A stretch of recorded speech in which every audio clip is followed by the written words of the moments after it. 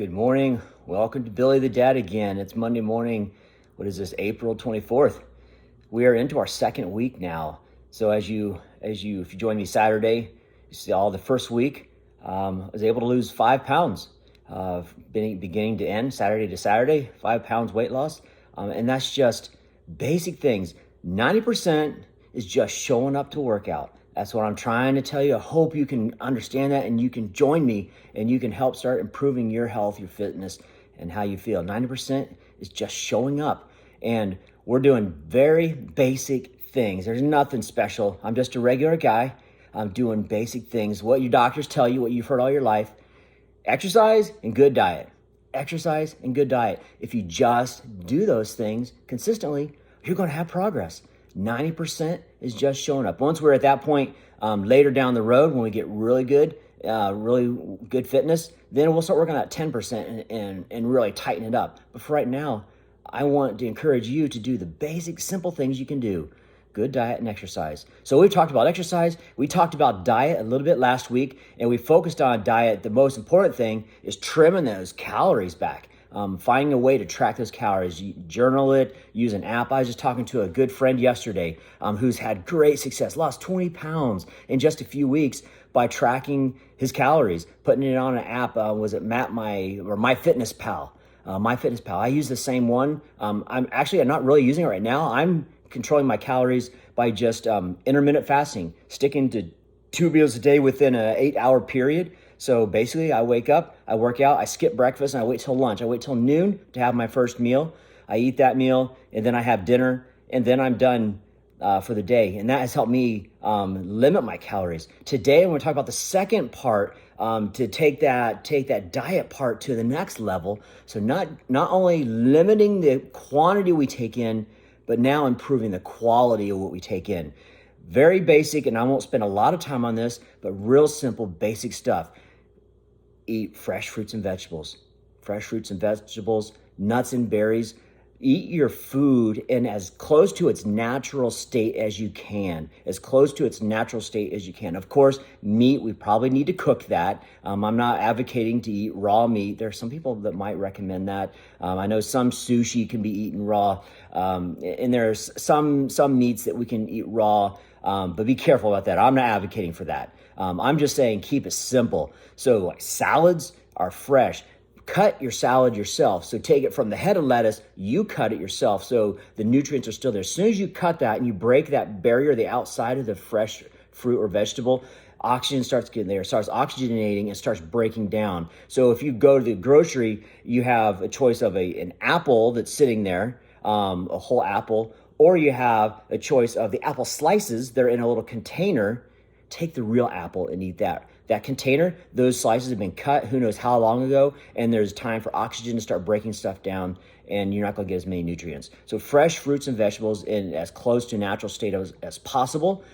If you can't get fresh all the time, in wintertime especially, it's more difficult. Then the next best thing is frozen. So it got cut and then immediately got flash frozen. So it helps preserve those nutrients in there as long as possible. So fresh, if not fresh, then get frozen fruits and berries. And that's great for smoothies. Smoothies are a good way to get all the nutrients you need. And you can mix your different berries and you can throw some fresh spinach in there or avocados. Some fresh avocado is great. Avocado is a superfood. Chia seeds. Soak those chia seeds and you can mix them in with all kinds of things. Or you can just grind them in your blender and mix them in with your smoothie. Chia seeds and avocado, I highly recommend. Those are some foods that have high amounts of nutrients. So fresh fruits and vegetables, nuts and berries. And then meat. I would say a simple guide for meat is the fewer legs, the better. The fewer legs, the better. So fish is going to be your best. Now that's fresh caught fish, not farm-raised fish. That stuff is junk. That stuff is farm-raised fishes in a lake, and they feed it all kinds of junk, and it's not any good for you. Don't eat bottom-feeding fish. So that ends up being like your shellfish, your catfish. There's some other bottom-feeding fish, and I'm not familiar with all the fish, but get your fresh-caught, wild-caught fresh fish. That's going to be your best meat to start with. And then, so fish has no legs, right? And then your next best are 2 legs, which would be your poultries, chicken, turkey, Then you start getting to a little bit more exotic poultry, other more exotic birds, and there are other birds more expensive. Let's keep it simple. Get some chicken. Get organic, farm-raised, cage-free chicken, not the stuff that's kept in a cage and fed corn, genetic modified corn. We don't want that. We want organic. We want chickens that are able to run around and eat the natural bugs and stuff that chickens were created to eat. So fish, and then two-legged poultry, and then your four-legged, eat your beef, and then pork is the last. Pork is high amount of fat, and fat isn't that bad for you. If actually fat is good for you, you need fat, but stick with your beef and then your pork. Again, natural as possible. So once you start grinding it, it's already been, again, they've broken that barrier, it has time to oxygenate, then they grind it. Often when they grind stuff, they put other fillers in with it to make it look good, make it package well. So watch out for that. Stick with the organic. The organic grass-fed is the best. We're fortunate we have a local farm here that has organic grasses, and they feed their pigs, their cows, their chickens are all fed organically out in open fields. So it's a little more expensive, but it's a lot better for you. We can go to Costco and we get organic, probably not quite the same quality as what we're getting at the farm, a lot cheaper, a lot more affordable for a family with 8 kids. So we do that, but we'll prefer that over just your regular beef from the Walmarts. So I'm going to leave it right there. Get your food in as natural to its, or as close to its natural state as possible. Fresh fruits and vegetables, organic fruits and vegetables, and then your grass-fed farm, organic farm-raised, your meat. Fewer legs, the better. Fish, poultry, beef, pork. That's it. That's all I'm going to talk about for diet.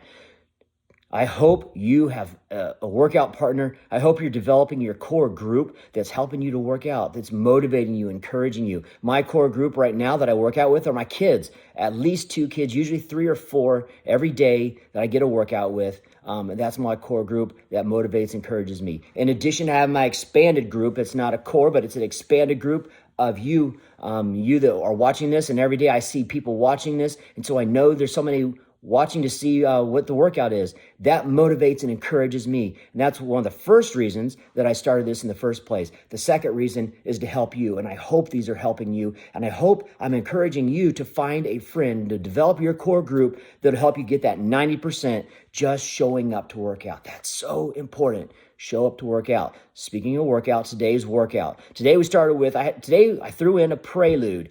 Prelude is optional. I threw that in today just for me. I just ran a mile. Get your mile in, 10, 15-minute mile jog, run, whatever you want to do. If you want to substitute a rowing or an elliptical, or you want to do like a 3-mile easy bike ride, something simple. That's just my Prelude. That's optional. Then we got to our warm-up. Our warm-up was 4 rounds. We ran 200 meters, followed by 2 pull-ups, 5 push-ups, 5 squats, and then an Instep Stretch. 4 rounds of that. Then we went into a similar workout that we did last week. We did sit-ups, 5 minutes of sit-ups. We did 30% of what our max was from our baseline. That was last Monday's workout. If you haven't done that, go back to, I believe it's episode 2, to establish your baseline. It worked through last week's workout before you jump into today, because we are just gradually increasing our numbers, increasing our fitness. So today we were at 30% of our baseline from last week. We started 5 minutes on the minute, 30% of our sit-ups. Then we did 5 minutes on the minute, 30% of our squats, followed by 5 minutes on the minute, 30% of our push-ups, and then finally 5 minutes on the minute, 30% of our pull-ups. So for me, that was each of those based on my scores. I shared those with you last week. I was doing 17 today, was the number rounded up for 30% of each of those scores. And then 3 pull-ups was 30% of my 10 pull-ups for my score. We did that. Then we did 6 rounds. 6 rounds. Last week, we only did 5 rounds, but 6 rounds of quarter mile, either quarter mile or 400 meter, however you want to do it. For us, it's a lap around the track. 1 lap around the track, 2-minute rest. Another lap around the track, 2-minute rest. We did that 6 rounds of that, and that was the workout. and we're done. Simple, but difficult. Getting up, getting out of bed, showing up. That's 90% of the workout. Then once we get here, then we can do it. Make sure you push it hard, push hard on those runs. Don't take yourself to the theme park and then turn around and go home. By the lap 4, I was smoked. I was gasping for breath. That's when I was at the theme park. Those next 2 laps, I was getting the benefit of it. So once you get to the theme park, go ahead and enjoy the rides while you're there and get as much benefit as you can. I hope this is encouragement. Thanks for joining me at Billy the Dad.